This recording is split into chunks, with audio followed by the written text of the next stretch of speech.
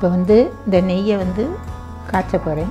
நெய் காஞ்சிட்ருக்கையிலேயே நம்ம ஒரு பிளேட்டில் தெனாரிசி மாவு 1 கப்பு, நாட்டு சர்க்கரை 1 கப்பு, ஏலக்காய் தூள், முந்திரி பருப்பு இப்போ எல்லாம் சேர்ந்து நல்லா ஒன்று சொன்னால் அப்படி பிணைஞ்சிக்கிறணும். மாவும் சர்க்கரையும் நல்லா ஒன்றா கலந்துக்கிறணும். இப்போ தான் நல்லா இனிப்பு கரெக்டாக சாரும். அதில் இது வந்து ஹெல்த்துக்கு ரொம்ப நல்லது. முருகனுக்கு இதை தேனும் தினைமாவும் வச்சு நெய்வேத்தியம் பண்ணுவாங்க. நெய் சூடாயிடுச்சு. கொஞ்சம் கொஞ்சமாக வச்சுக்கிட்டு நெய்யை ஊற்றி நம்ம உருண்டை பிடிக்க போகிறோம். இந்த மாவில் ஊற்றையில் நல்லா அது ஒன்று போல் வந்துடும்.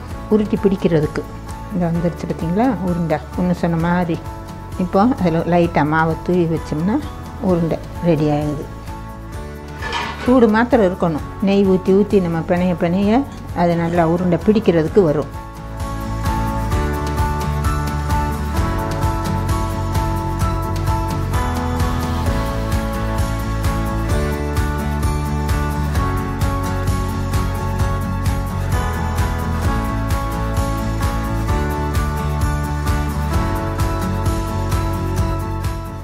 தினை மாவு லட்டு ரெடி ஆயிடுச்சு.